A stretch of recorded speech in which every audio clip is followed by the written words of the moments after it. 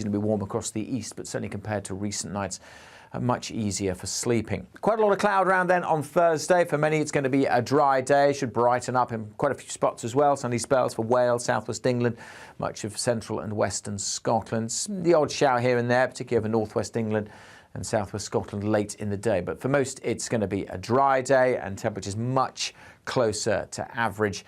Feeling pleasant when the sun's out, but actually feeling relatively cool where it stays mostly cloudy. And we will, I think, keep a lot of cloud across the country during Thursday evening and into Friday. Still a few showers over parts of northern England, perhaps one or two across the south, but most places staying dry and fine. The weather remaining much more changeable, much more typical summer into the weekend, but we will see temperatures on the rise again into the weekend across the south.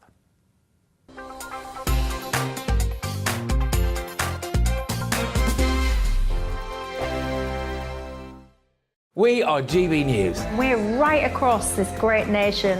On TV. On radio. On digital. Absolutely everywhere. We don't talk down to you. We embrace all voices with honest and civilised conversation. We are not part of the establishment. We're one of you. And we're only getting started. Join us on GB News, The People's Channel. Britain's news channel.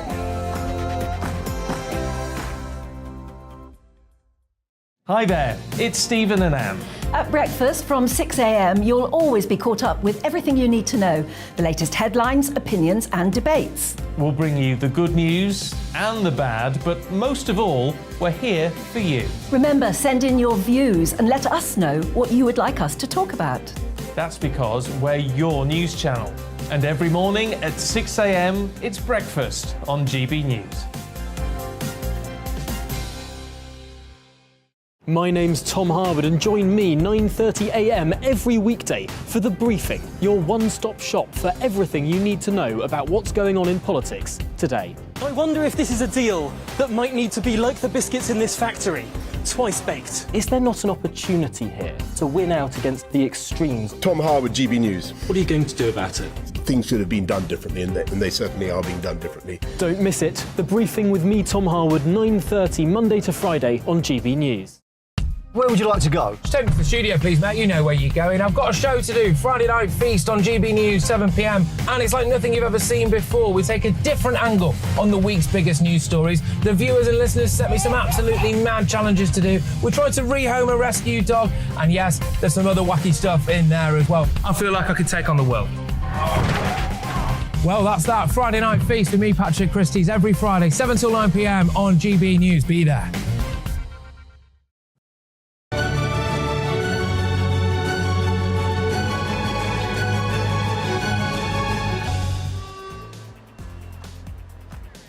Very good afternoon and welcome to the Briefing PM, an hour of the latest political news, debate and analysis here on GB News.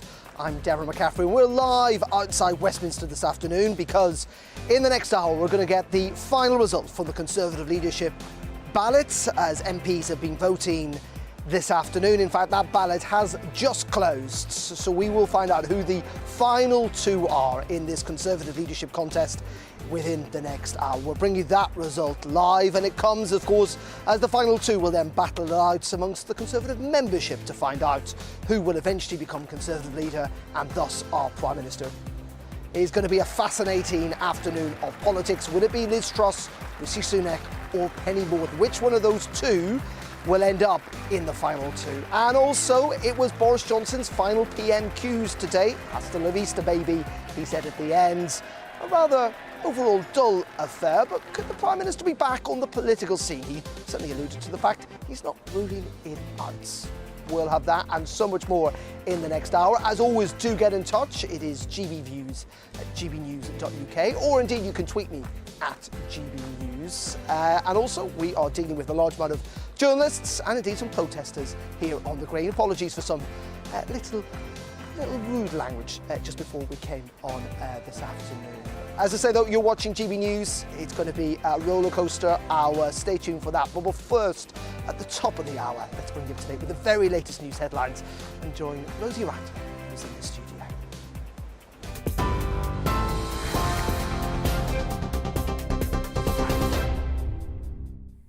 Thanks, Darren. A very good afternoon to you. It's 2 minutes past 3. Let's get you up to date on GB News. Well, voting has now closed for Tory MPs in the final round of the Conservative Party leadership contest. In the previous round, former Chancellor Rishi Sunak secured the most support, while International Trade Minister Penny Mordaunt and the Foreign Secretary Liz Truss came second and third. Now, just shortly before 4 p.m, we should find out who the final two candidates are in the running to replace Boris Johnson. Of course, we'll bring that to you here. Well, the Prime Minister has made his last appearance at Prime Minister's Questions, and he said goodbye to the Commons. Hasta la vista, baby. Thank you.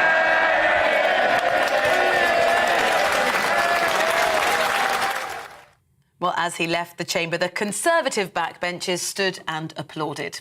Mr Johnson pointed to the government's handling of the COVID vaccine rollout, as well as Brexit and economic growth. However, the Labour leader, Sir Keir Starmer, attacked Mr Johnson's legacy, saying he didn't seem to have support from anyone running to replace him. The message coming out of this leadership contest is pretty clear.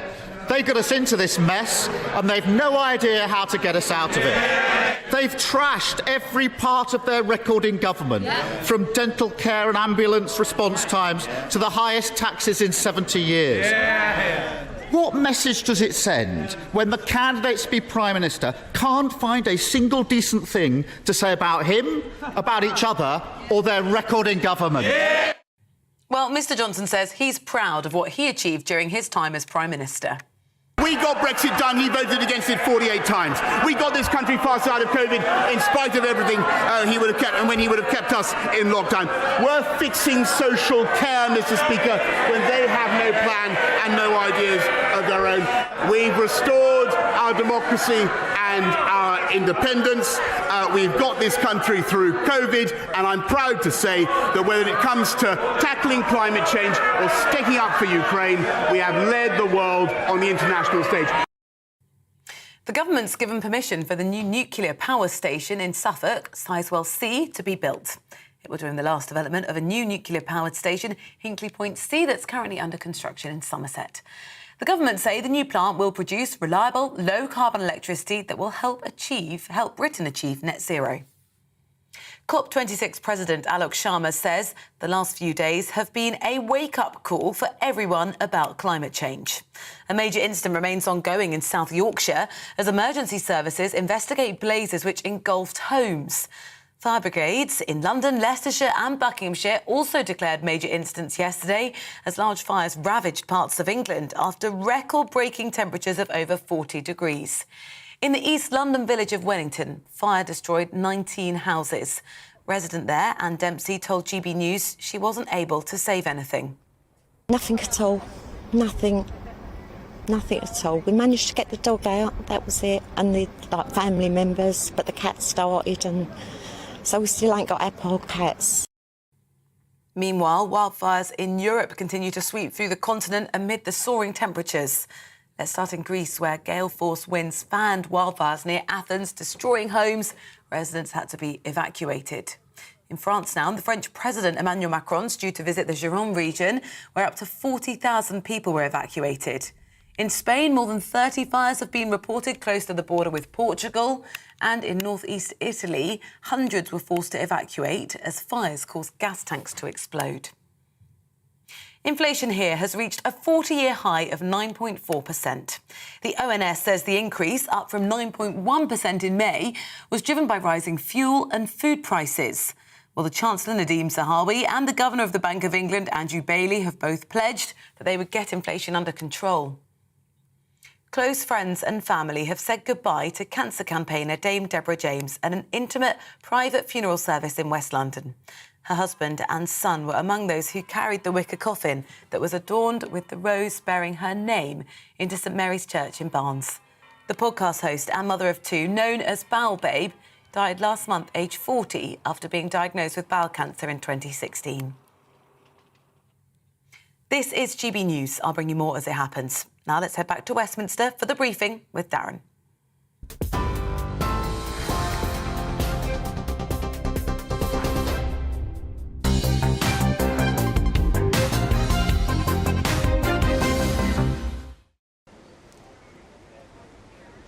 Rosie, thank you very much indeed. It is 7 minutes past 3 o'clock on this Wednesday afternoon, another important day for British politics. We're online, on TV, and of course on your wireless radio as well. Thank you very much indeed for watching us. Well, within the last couple of minutes, the ballot has just closed to decide on who the final two candidates will be for the Conservative leadership contest that goes to the membership as of tomorrow. They will vote this summer on the two candidates. Will it be Liz Truss, Rishi Sunak, or Penny Mordaunt? We will find out that result in less than an hour's time, with some Graham Brady announcing it inside Parliament at 4 p.m.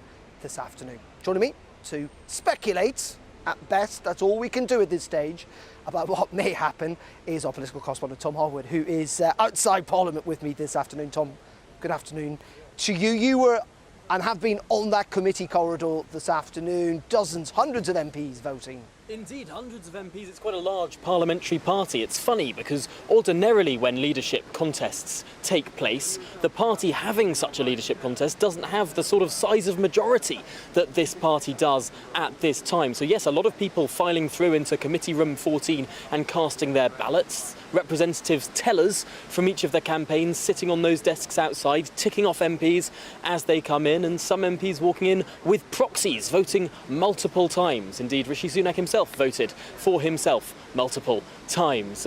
And although we didn't see Boris Johnson himself walk through there is some speculation that Boris Johnson has voted in this contest using a proxy Number 10 vote. wouldn't indulge that conversation They certainly wouldn't. earlier.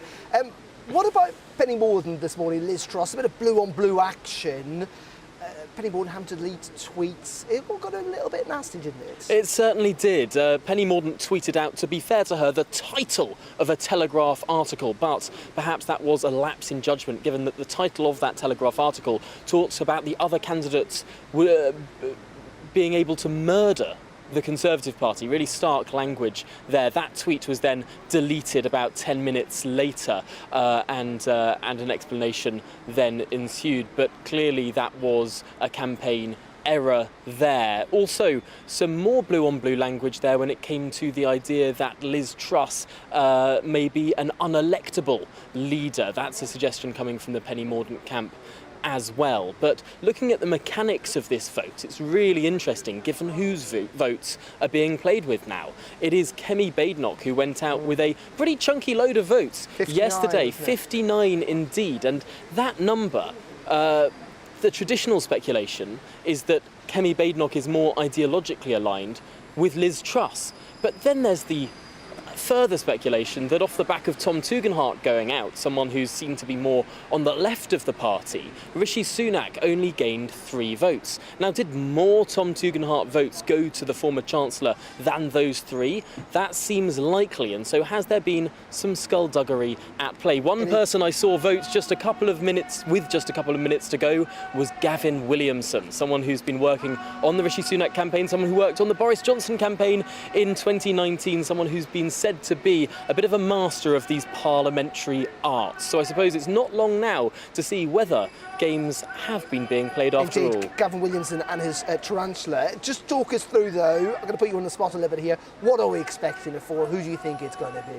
Well, the traditional logic says that the Kemi Badenoch vote splits more for Liz than it does for the other candidates, which would allow Liz to basically squeak her way in. But, and this is a big but, all of the expectation, the betting markets, the pundits, they think it's going to come down to the wire, that there'll only be a handful of votes between Liz Truss and Penny Mordaunt. It seems pretty dead set that Rishi Sunak will get over the line, that he will be in the final 2. The question is, will it be Liz or will it be Penny? Conventional wisdom says Liz, but not by that much, and therefore at this stage, everything is still to play for. Just finally, and quickly if you can, Tom, just then talk us through what happens this summer. And indeed, I think I read today that the new Prime Minister, when they come in, will be the first time ever in September that a Prime Minister has come into office. Yes, the new Prime Minister will come in the 6th of September. Now, the results of this contest will be announced on the 5th of September. Ballots will be sent out to Conservative Party members in the first week of August, and these are postal ballots, so no doubt some of these potential postal strikes might have a bit of a disruption to this contest as well. But yes, people will be voting throughout August. The voting closes a few days before that 5th of August announcement, but a new Prime Minister going to see the Queen and then entering number 10 Downing Street on the 6th of September. Exciting stuff. It's going to be a long summer, Tom. Thank you very much indeed, Tom Holden, our political correspondent. Joining us live outside Parliament. Well, we've been hearing from lots and lots of the MPs who've got different candidates and different horses they're backing in this race. The final three, as I say, Liz Truss, Penny Mordaunt and Rishi Sunak. Let's get a flavour of what Conservative MPs have been telling us about why they are backing their respective candidates. I think Rishi is putting in a fantastic performance. He is 2 off that magic number and in the lead by a considerable amount. And I think many more colleagues are coming around to the same view I've had from the beginning, that Rishi's the best person with the experience we need to take our party and the country forward. I've seen a lot of polls. I've seen polls that say Rishi will win the membership, that Penny will win the membership, that Liz will win the membership, and they can't all be true. So I think I'm just going to carry on making the case for why I think Rishi is the best Prime Minister. Penny Mordaunt, a much more healing, unifying, compassionate Conservative character. She's an authentic Brexiteer. Unlike Liz, she voted for Brexit first time round. She's polling well in all the marginal seats in Scotland, Northern Ireland, Wales. She's not a divisive figure, she's a unifier. On Brexit, which has come to be the sort of defining issue of the last few years, Penny Mordaunt was an authentic Brexiteer. Liz Truss was a very loud Remainer. So I think many members of the party, certainly my association, will want somebody who believes in Brexit, who's passionate about Brexit. So Penny Mordaunt wins on that definition. And on economics, we are the party of fiscal responsibility. We're the party that has criticised the Labour Party for borrowing more, for unfunded tax cuts. And I think it was quite strange to see Liz Truss, who's always campaigned as a fiscal Conservative, announcing huge Corbynite tax cuts, giveaways, Lawsonian giveaways, when we've been slaving away to try and repair the public finances. Liz is the one who's had that momentum and has been building up those votes steadily and solidly throughout. And I think actually what you'll find, and what I find talking to my colleagues when they vote, is that they're voting for the person they think is best placed to do the job, to lead the Conservative Party and to lead the country, and the person with the right vision to do that. Liz Truss is a strong Conservative, she's a free market Conservative, and she's got strong Conservative values running through everything she does. I'm a friend of Rishi, I'm a friend of Liz. They are both incredibly talented politicians, and I think they are both putting on a fantastic show for people of what the Conservative Party has to offer. For me, Liz Truss is the right person to be that next leader and that Prime Minister. Liz is the candidate with the experience to do the job from day one, a clear economic vision and economic policy to tackle the challenges we face, and a strong and proven track record on defence and national security. She's the person to unite the party, unite the country and win the next general election. Do get in touch, by the way, gbviews at gbnews.uk, or indeed tweet us at gbnews about who you're backing in the final three. We'll get to those a little later on in the programme. Delighted to say, let's bring in James Sunderland. He is a considered MP for Bracknell and is backing Penny Mordaunt in this campaign. James, good afternoon to you. Good afternoon. All the votes have been cast now, they're all being counted. What's your expectation? No one knows. The beauty of this contest is that it's never over till it's over. My instinct is that voting patterns today won't necessarily determine how people vote today. There's also that group of MPs who are undeclared all the way through who will vote as a silent ballot, so we just don't know. So you're suggesting that, you know, all these rumours and suggestions about a bit of skullduggery and people lending votes, there might be some credence to that? Loads of rumour, no evidence at all. I've not seen it myself, and I would hope that MPs vote transparently and fairly all the way through for who they want. Tactical voting is never a good thing in my view, because we are a democracy and it's one MP, one vote. But I think today will be a real reckoner for where people truly are. Why are you backing Penny Mordaunt? Lots of reasons. Penny is the exciting, fresh candidate. She's untainted. She's full of integrity. She's exciting. She resonates with the young. The polling is clear in my view. She's resonating really well with Scotland, with London, with the red wall, with the blue wall. And I think she is the candidate most likely to win the next general election for the Conservatives. What would you say to someone like Simon Clarke, though, who's been on the radio this morning, Chief Secretary to the Treasury, saying that this leader needs to be kind of oven ready, if you like? They need to have the experience of senior cabinet roles because they're going to become Prime Minister on day one. Well, isn't it funny how colleagues who are backing other candidates are becoming suddenly very critical? I would hope that MPs stay out of it. This is about MPs and integrity and voting the way they want to. I think the smear campaign that we've seen, particularly against Penny, has been very unpalatable. And I'd urge all of my colleagues, both in the Lords and the House of Commons, to maintain a high bar and to be true to themselves. In saying that doesn't include, though, Penny Morton sending out tweets today that had to be subsequently deleted, attacking the other candidates, briefings saying that Liz Truss is not charismatic enough to win the election. I mean, there's skullduggery on all sides, isn't there? Even within the Morden camp. Yeah, I mean, I'm aware of what happened this morning. I mean, what I would say is that the stakes are very high at the moment. People are under real pressure. The candidates are tired after a frenetic 2 weeks, and mistakes do happen. I'm aware of the tweet that you referred to. It was deleted straight away. I don't know who did it, but I believe it was a member of Penny's team. All I would say is that we're human, but I think in terms of the overall package, the overall campaign, Penny's behaved extraordinarily well. She's kept a very high bar, and she's run a very clean campaign, and that's why I backed her. Isn't the problem, though, for the Conservative Party, and we saw this at PMQs today, that the party that's winning this leadership contest so far is Labour? I mean, the whole of PMQs was just quoting back those leadership candidates, attacking this government, your government's records. Well, I think it's, exploitation is never a great thing. I mean, Labour clearly are watching the campaign, they're clearly gathering evidence, they're going to throw it back, I'm sure, at the next Prime Minister. We don't need to be doing that. What we need to be doing is fighting on our own policies, and I'd much rather the Labour Party was focused on themselves and their own record rather than attacking the opposition. And just finally, on PMQs, looking at Boris Johnson today, are you going to miss him? What do you think of the last hurrah, the hasta la vista, baby? Well, typical Boris. Magnificent character. He's been a great Prime Minister. Policies, he's been very good with those. He's led us through a very difficult time. I mean, no Prime Minister in modern history has had to deal with more than Boris, and I think he's ploughed his way through a very difficult time magnificently. Clearly, we couldn't keep giving oxygen to our detractors, to the opposition, to the media, and Boris, I think, was right to resign when he did, but we're going to miss him. Great guy.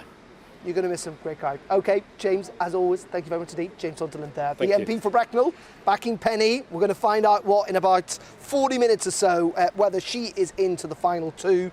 That result announced by Sir Graham Brady at 4 o'clock this afternoon. 3 contenders, 1 result, as I say. We're going to get that at around 40 minutes. It could technically be a tie still, and if it was a tie, there would be an immediate next ballot with the expectation at least 1 or 2 MPs would change their minds. But as I say, we are expecting that final result in the next 30-40 minutes or so. OK, we're going to pause there, though, on the briefing on GB News. Coming up in just a couple of minutes, going to be speaking to an MP who's backing Rishi Sunak for the leadership, and also we're going to be looking back at Boris Johnson's last PMQs. What did you make of it? That and much more in just a couple of minutes, but first, let's bring you up to date with the weather. It's a bit cooler, thankfully, here in Westminster. What's going to be like for the next couple of days? It's over to the Met Office down in Exeter. Hello, Alex Deacon here with your latest weather updates. Obviously, it's not as hot as yesterday's extreme heat out there, but it's still very warm in places and quite humid. And that warmth and humidity is triggering a few thunderstorms. The Met Office have a yellow warning in place. High pressure's trying to build back in, but these weather fronts are clearing away the excessive heat, but also, as I said, introducing moisture and triggering a few thunderstorms. Scattered downpours, but where they do occur, dropping a lot of rain in a short space of time that could cause some disruption. Many places, of course, would welcome the rain, but many places, even in the warning area, won't see them. They are going to be, as I say, very hit and miss. They'll tend to fade through the night. Certainly many northern and western parts having dry nights. A pretty comfortable night, certainly compared to recent nights. An easier night for sleeping. Thursday, a fairly cloudy start across these central areas. Still a few scattered showers around. Much of the country will have a dry and a bright day, though, on Thursday. Good spells of sunshine for Northern Ireland, West Wales, South West England. Fine day across Scotland. Maybe 1 or 2 showers in South West Scotland, North West England late in the day. Temperature-wise, well, pretty close to average. High teens, low 20s across the north, maybe mid-20s further south. Thursday evening sees a few more of those showers, perhaps across parts of northern England, but most places staying dry and staying fine. And to the outlook, we are going to, I think, see a few more showers developing as we head into Friday. Some uncertainty about the extent and how intense they are, but the potential for just us to see a few heavy, thundery showers develop across France and push northwards, across parts of the south especially. The showers further north will be pretty well scattered, but we could see one or two. Again, Northern Ireland looking mostly fine on Friday, along with much of northern Scotland. But just the potential for a couple of fairly lively thunderstorms further south on Friday as temperatures start to creep back into the mid or even high 20s in places. Bye for now.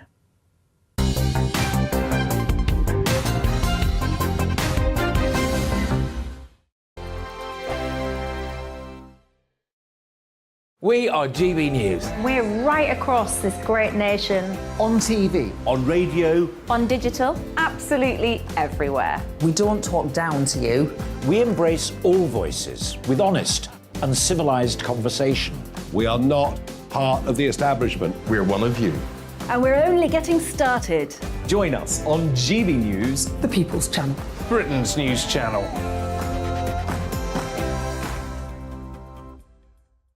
Hi there, it's Stephen and Anne. At breakfast from 6 a.m, you'll always be caught up with everything you need to know, the latest headlines, opinions and debates. We'll bring you the good news and the bad, but most of all, we're here for you. Remember, send in your views and let us know what you would like us to talk about. That's because we're your news channel. And every morning at 6 a.m, it's breakfast on GB News. My name's Tom Harwood and join me 9:30 a.m. every weekday for The Briefing, your one-stop shop for everything you need to know about what's going on in politics today. I wonder if this is a deal that might need to be like the biscuits in this factory, twice baked. Is there not an opportunity here to win out against the extremes? Tom Harwood, GB News. What are you going to do about it? Things should have been done differently, and they certainly are being done differently. Don't miss it. The Briefing with me, Tom Harwood, 9:30 Monday to Friday on GB News. Where would you like to go? Just take me to the studio, please, Matt. You know where you're going. I've got a show to do. Friday Night Feast on GB News, 7 p.m. And it's like nothing you've ever seen before. We take a different angle on the week's biggest news stories. The viewers and listeners set me some absolutely mad challenges to do. We tried to rehome a rescue dog. And yes, there's some other wacky stuff in there as well. I feel like I could take on the world. Well, that's that. Friday Night Feast with me, Patrick Christie's, every Friday, 7 till 9 p.m. on GB News. Be there. Join me, Darren Grimes, for Real Britain every Saturday and Sunday from 2 p.m. A news hour that comes with a trigger warning. Scorching hot opinion with prominent guests saying the unsayable and a little bit of weekend fun thrown in. Unlike other broadcasters, I won't be forgetting what the B in our name stands for. So howie in for Real Britain Saturday and Sunday from 2 p.m.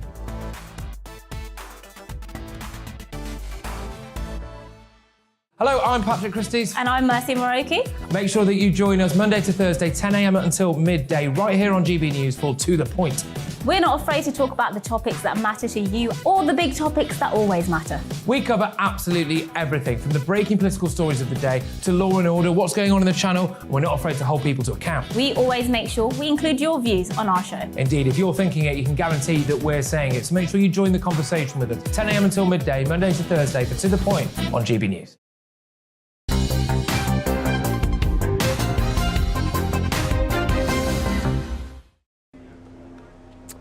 Very welcome back to The Briefing here on GB News. We are live outside Parliament this afternoon because in the next 30 minutes or so we're going to hear the final results of who are the two candidates that will partake in the Conservative leadership contest for the membership to decide who becomes the next Conservative leader and our Prime Minister. Well, delighted to say joining me also outside Parliament is Richard Holden, Conservative MP, who is backing Rishi Sunak, the former Chancellor, in this contest.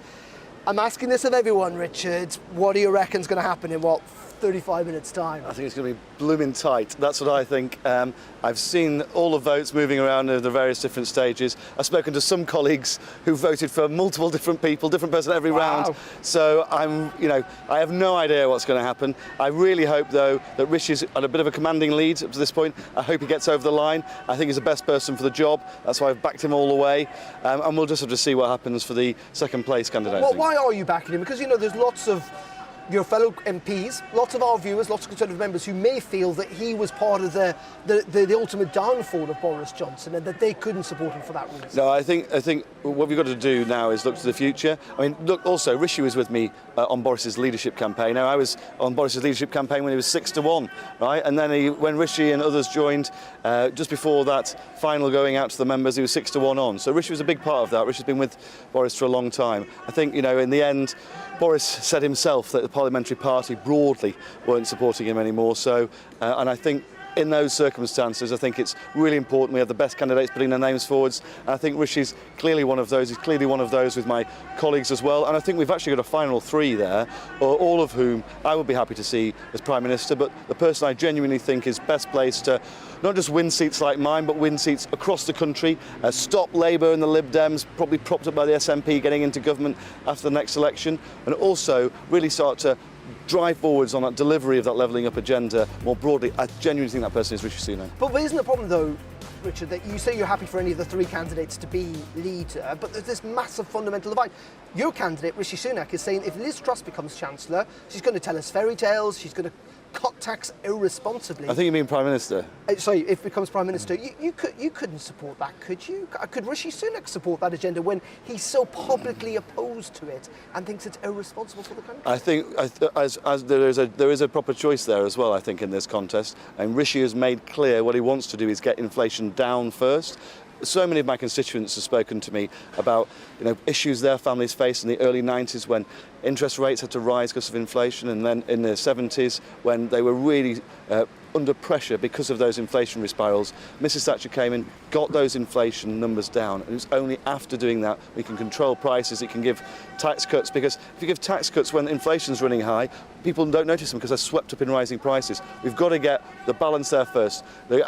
I think there are different approaches to this, but I know the approach that I prefer is that being put forward by the Chancellor. But that's my point. I mean, I don't want to dwell on this too much, but you get my point that you think the path Liz Truss would take is wrong. We all know that. I get collective responsibility, but how can you then support, if she wins, if she were to win, how would you support that, given that you think that's wrong for the country? No, I think the best path is the one that Rishi's taking. That's the path I prefer, because I think that's the one that I personally believe in. Liz's, I genuinely think, would be more of a gamble, which is why I've not supported it, but I'm backing Rishi's because I think it's a proper balanced approach. He's led the country through some really tough times. Neither, if you'd have asked me a couple of years ago, would have said we should have to pump 400 billion into the economy and protect 11 million jobs, 1.5 million businesses through COVID.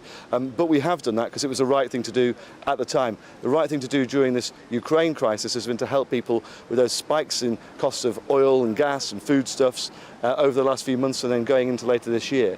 And we've had to take some tough calls, but I think Rishi's done it in the responsible way, and that's why I'm backing him at the moment. I think he makes the right, responsible decisions. And then when it's come to tax cuts, what's he done? He's gone immediately for raising the national insurance threshold. That's the tax cut for people in work in my constituency. Anybody earning under less than 36 grand a year in my patch is paying less tax now under Rishi. And also, what other tax cut did he go for? Fuel duty. A big issue for people in rural constituencies like mine, where they have to have a car in order to get out and about, take the kids to school, go shopping, go to work. I think those concentration on communities like mine is really important, and that's why I think going forward he's the person I'm supporting. 2 final thoughts, if I may. First of all, on the kind of blue and blue tax that we have seen in the last kind of couple of weeks or so. I mean, I get, and public, of course, you will want the party to be united. Of course you do.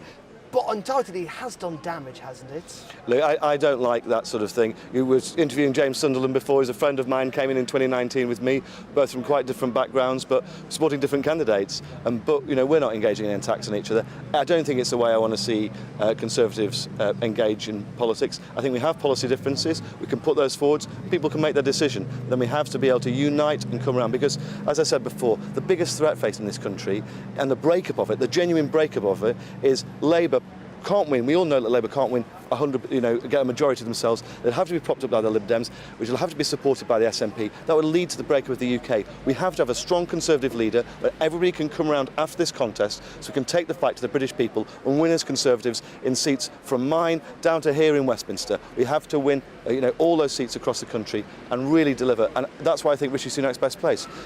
I think he can help win in Scotland, North Wales, Northern England, the South West, as well as delivering for those traditional Tory shires in the south of England. I'm sure you were at the last PMQs today.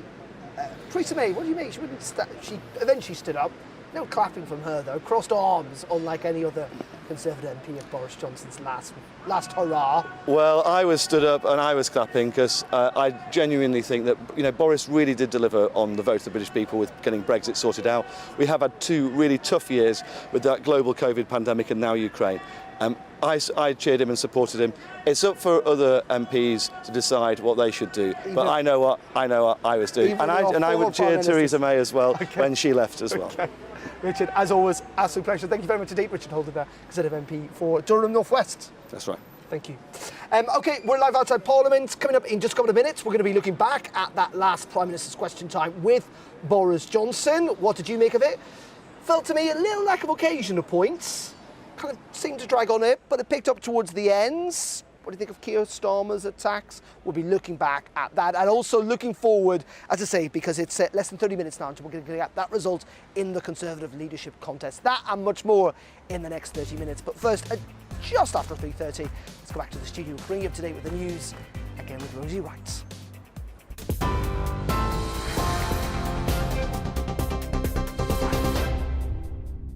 Thanks, Darren. It's 3:33. Let's get you up to date. The next step, as you've been hearing, to decide who will be Boris Johnson's successor is underway. Voting has closed for Tory MPs in the Conservative Party leadership contest. In the last round, Rishi Sunak secured the most support. Also on the ballot is Penny Mordaunt and Liz Truss. We should know the results just before 4, and we'll bring them to you here live on GB News. Well, Boris Johnson has made his last appearance going head-to-head with Keir Starmer at Prime Minister's Questions. Hasta la vista, baby. Thank you.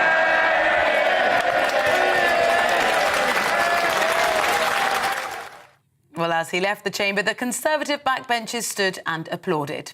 Mr Johnson defended his legacy, pointing to the government's handling of the COVID vaccine rollout, as well as Brexit and economic growth under his leadership. COP26 President Alok Sharma says the last few days have been a wake-up call for everyone about climate change. Says a major incident remains ongoing in South Yorkshire as emergency services investigate blazes that engulfed homes. Fire brigades in London, Leicestershire and Buckinghamshire also declared major incidents yesterday as large fires ravaged parts of England after record-breaking temperatures of over 40 degrees. Dagenham resident Anne Dempsey told us she was able to save very little from the flames. Nothing at all.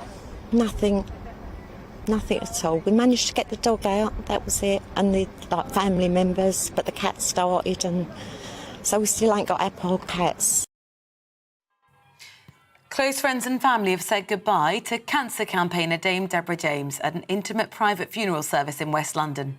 Her husband and son were among those who carried her wicker coffin, adorned with a rose bearing her name, into St Mary's Church in Barnes.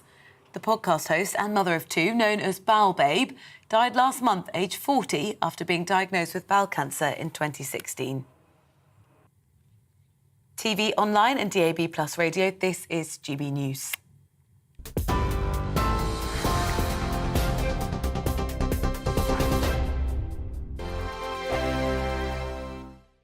We are GB News. We're right across this great nation. On TV. On radio. On digital. Absolutely everywhere. We don't talk down to you. We embrace all voices with honest and civilised conversation. We are not part of the establishment. We're one of you. And we're only getting started. Join us on GB News, the People's Channel. Britain's news channel.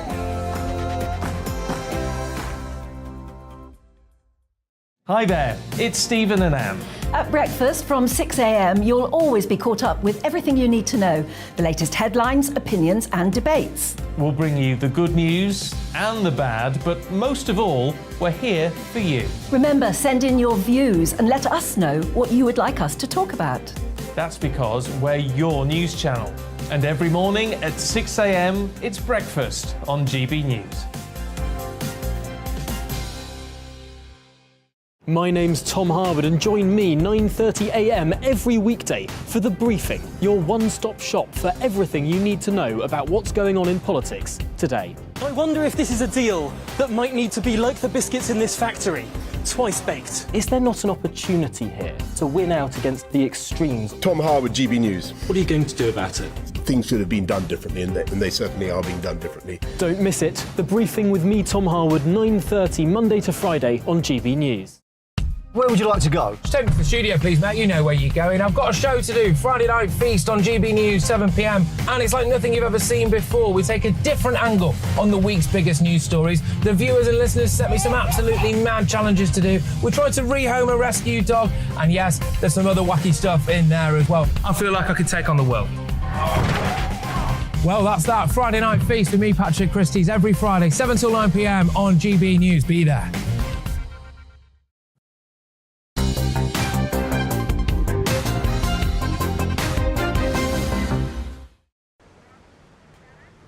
Very welcome back to The Briefing here on GB News. It is coming up to 22 minutes to 4 o'clock on this Wednesday afternoon. We're live outside Parliament, on TV, online, and of course on your wireless radio as well. Thank you very much indeed for your company. By the way, do get in touch, gbviews@gbnews.uk, or tweet us at gbnews. Who are you backing in the final three to get down to the final two in this Conservative leadership race? We're going to get the full announcement in 20 minutes time or so. So Graham Brady, yet again for the final time, we think, could always be a tie, but we think almost certainly will announce in Committee Room 14 who the final two candidates are. We'll have full coverage of that with you from 4 o'clock this afternoon. However, there was another big occasion today, and that was Boris Johnson's last Prime Minister's Question Time. Tony Blair ended his by saying, that's it, the end. David Cameron said that he was the future once, but for Boris Johnson it was hasta la vista, baby, with suggestions that he might be back. Let's look back at some of the highlights from PMQs. Boris Johnson's last Prime Minister Question Time a little bit earlier on this afternoon. I want to use the last few seconds, Mr. Speaker, to give some words of advice to my successor, whoever he or she may be. Number one, stay close to the Americans, stick up for the Ukrainians, stick up for freedom and democracy everywhere. Cut taxes and deregulate wherever you can to make this the greatest place to live and invest, which it is. I love the Treasury, but remember that if we'd always listened to the Treasury, we wouldn't have built the M25 or the Channel Tunnel. Focus on the road ahead. Focus on the road ahead, but always remember to check the rear view mirror. And remember, above all, it's not Twitter that counts. It's the people that sent us here. And yes, the last few years have been the greatest privilege of my life. And it's true that I helped to get the biggest Tory majority for 40 years and a huge realignment in UK politics, Mr. Speaker. We've transformed our democracy and restored our national independence, as my right honourable friend says. I've helped to get this country through a pandemic and helped save another country from barbarism. And frankly, that's enough to be going on with. Mission largely accomplished. For now, I want to thank you, Mr. Speaker. I want to thank all the wonderful staff of the House of Commons. I want to thank all my friends and colleagues. I want to thank my right honourable friend opposite, Mr. Speaker. I want to thank everybody here, and hasta la vista, baby. Thank you.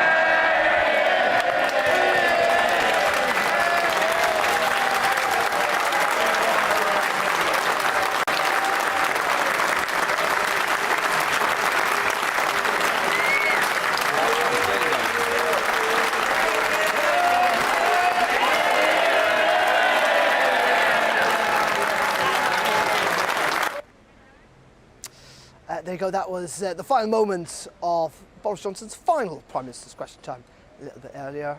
Essentially the whole of the Conservative Parliamentary Party stood up and gave him a round of applause as he left the chamber, but won his predecessor Theresa May, who, while eventually she did get to her feet, simply crossed her arms.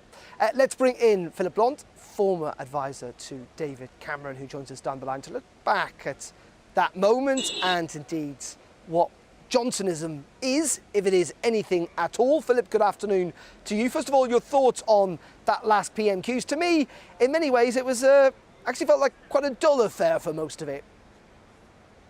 Yeah, I think it was. And I can't escape the feeling that Boris's premiership has been something of a tragedy, because he's right about the realignment. He's delivered huge swathes of a working class constituency to the Conservative Party away from Labour, but he never developed a set of policies that could hold them and would hold them. And I think the greatest danger for the next leader is that they just present a recycled version of an offer that has never appealed to the North or to the Red Wall, and they will lose that electoral majority in those seats. What I've argued is that Boris should have lent into that realignment and tried to deliver really broad expansionist policies. And I think you heard in his final remarks, he's constantly thwarted by the Treasury that always prefers small incremental moves that make no difference. And as I said, for me, it's a tragedy because with Johnson, you had a prime minister who wanted to make a big difference, but he didn't surround himself with the people who could give him the ideas and the means to realise that.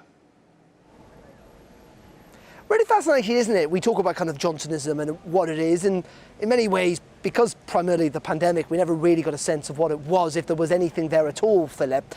But listening to the debate on Monday, he did talk about the twin Rolls-Royce engines of enterprise, private enterprise on one side and public and the state on the other, which sounded, as I think John Rensell, Tony Blair's biographer, pointed out, sounded an awful lot like Blairism. And in many ways, actually hasn't Boris Johnson's government been quite Blairite in many ways, maybe through circumstance, but certainly in action? Well, look, there's no helping the left behind areas of our country without a new role for the state and a new state. Working class people or those on lower incomes have nobody else to help them other than the state. And if we just have unthinking George Osborne-like austerity, you just push those people further down and further behind. What we need is a new form of state and a new form of partnership between the state and the private sector in those left behind areas. And that's what Johnson intuited but never really delivered upon. And I think that's the key kind of alliance that a new conservatism has to mould. But I fear that they will see that as corporatism. They will just try to offer Thatcherism again. But Thatcherism is what push these people further down. Thatcherism is great if you've got assets and opportunity and education. But Thatcherism doesn't work for you if you need assets, opportunity and education. So what I fear in the leadership election, if it's Sunak is George Osborne, as far as I can tell, and I don't think his chancellorship was a success. I think if Penny Mordaunt wins, she's David Cameron. I don't think his premiership was a success. And I think if Liz Truss wins, it's Mrs. Thatcher. And I think if Liz Truss wins, we need to craft a new form of Thatcherism that is a form of alliance with the state that can broker genuine growth in left-behind areas. Otherwise, Britain will continue to decline slowly and steadily, as it has since the financial crisis. Really, really fascinating stuff, Philip. We will see how it plays out, and we'll get you on again when we find out whoever wins this contest. But for now, thank you very much indeed. Philip Blond there joining us down the line. By the way, some people inside Parliament in the last couple of minutes reporting that Liz Truss is recording a video in which she is hugging lots of her members of her team and smiling. Maybe a hint that she thinks she is true. We're going to find out in around 15 minutes' time. Let's bring in Joe Twyman from Delta Poll, who's going to at least guide us through, whoever goes through, what they need to get to win, because ultimately they need to win over 160,000 Conservative Party members who are going to begin voting in a couple of weeks' time Joe, just give us a sense of where the polls are at the moment, because we had one issued yesterday that wasn't great reading for Rishi Sunak. No, that's right. The polling of Conservative Party members has varied a bit as we've gone along through the campaign, but it most recently has shown that in the contest, whether it's Rishi Sunak versus Penny Mordaunt or whether it's Rishi Sunak versus Liz Truss, it's Rishi Sunak who loses out, and possibly by some distance. And so this could be potentially a repeat of the situation that we saw in the 2001 leadership contest for the Conservative Party, where Ken Clarke won the most votes among the MPs, but it was Ian Duncan Smith who just sneaked through in the contest of the MPs vote, and yet then won over 60% of the membership vote. So we could see a similar sort of situation here, where the person who wins the most votes from Conservative MPs doesn't necessarily win the most votes from members. But having said that, it's all very early days still. And the Conservative, all three Conservative candidates have been working very hard to appeal to Conservative MPs since the contest began. Once we get the result today, assuming that it does just present two front runners, that means they will then shift their focus to looking to appeal to Conservative members. And that could very well have a significant change on the polling position over the next few weeks as those members start to get answers for the kind of questions that they're interested in. And what about the wider public here, Joe? Of course, you, I, everyone else doesn't have a say in this election, but clearly it is interesting, even speaking to some Conservative MPs today, suggesting what's weighing heavily on their mind, who they are thinking about backing, is who may well win the next general election. Do we have any sense of who the public prefer of these three candidates remaining? You're absolutely right that there are three key constituencies in this election. There are Conservative MPs and Conservative members, and we've already talked about that. But then, crucially, there's the general public, because ultimately, whoever wins has to win a general election if the Conservatives are to stay in Downing Street. And so Conservative members and MPs will be thinking, OK, well, who is the most likely to beat Keir Starmer? And in terms of the public polling, it doesn't present great news for any of the candidates, but neither does it present terrible news. The overwhelming finding is that people actually don't know much about any of the candidates. Rishi Sunak is the most well-known, but he's by no means particularly well-known in absolute terms. And similarly, when you ask the public who would be best to replace Boris Johnson, it's Rishi Sunak who comes top, but only at around 14%. Now, other candidates come much lower than that.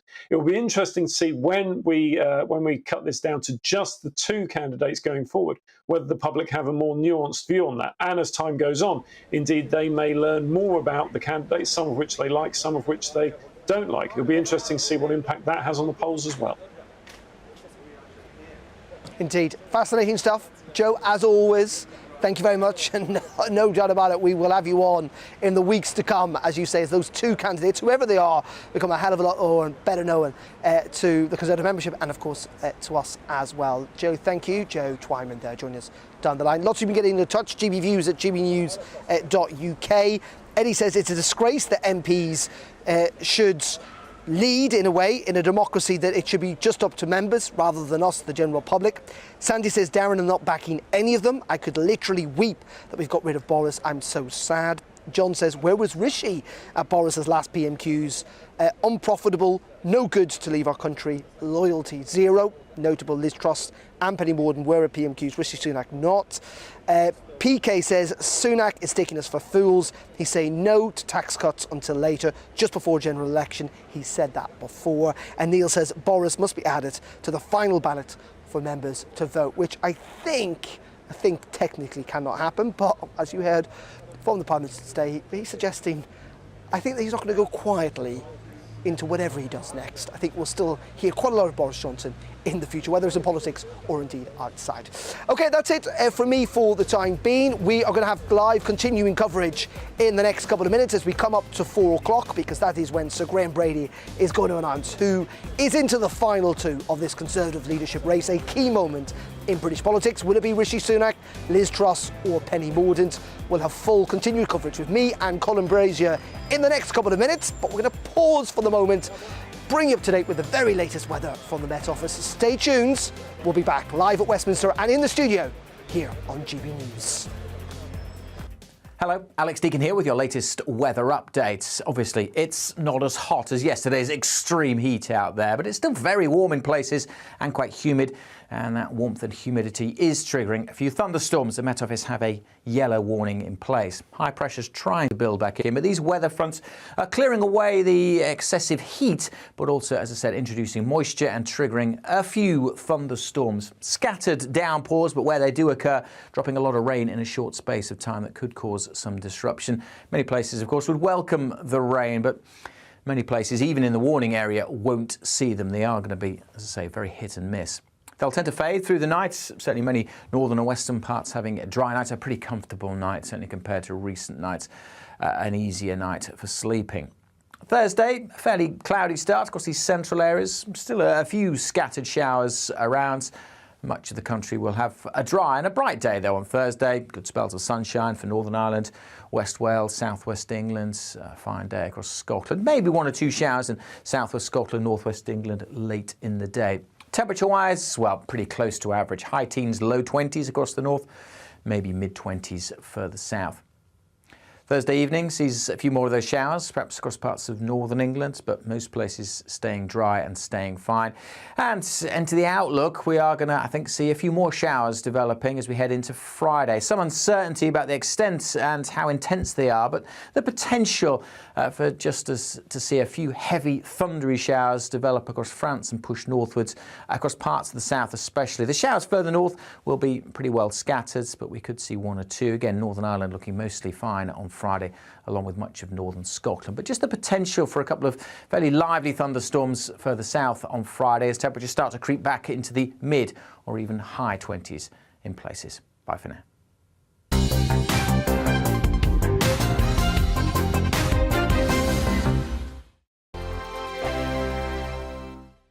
We are GB News. We're right across this great nation. On TV. On radio. On digital. Absolutely everywhere. We don't talk down to you. We embrace all voices with honest and civilised conversation. We are not part of the establishment. We're one of you. And we're only getting started. Join us on GB News, The People's Channel. Britain's news channel.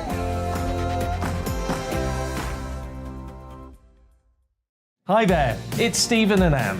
At breakfast from 6 a.m, you'll always be caught up with everything you need to know, the latest headlines, opinions and debates. We'll bring you the good news and the bad, but most of all, we're here for you. Remember, send in your views and let us know what you would like us to talk about. That's because we're your news channel. And every morning at 6 a.m, it's breakfast on GB News.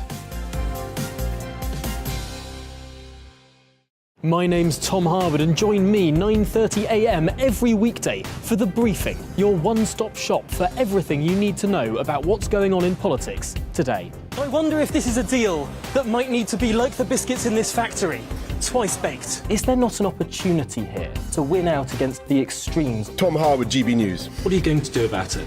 Things should have been done differently, and they certainly are being done differently. Don't miss it. The Briefing with me, Tom Harwood, 9:30 Monday to Friday on GB News. Where would you like to go? Just take me to the studio, please, mate. You know where you're going. I've got a show to do. Friday Night Feast on GB News, 7 p.m. And it's like nothing you've ever seen before. We take a different angle on the week's biggest news stories. The viewers and listeners set me some absolutely mad challenges to do. We tried to rehome a rescue dog. And yes, there's some other wacky stuff in there as well. I feel like I could take on the world. Well, that's that. Friday Night Feast with me, Patrick Christie's, every Friday, 7 till 9 p.m. on GB News. Be there.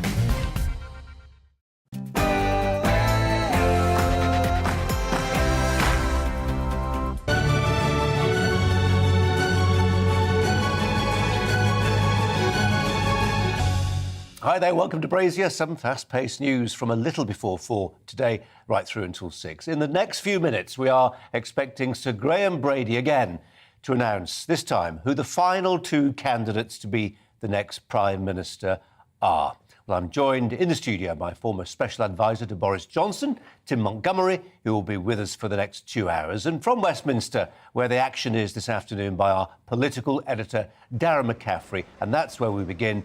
Darren, talk to me about rumours.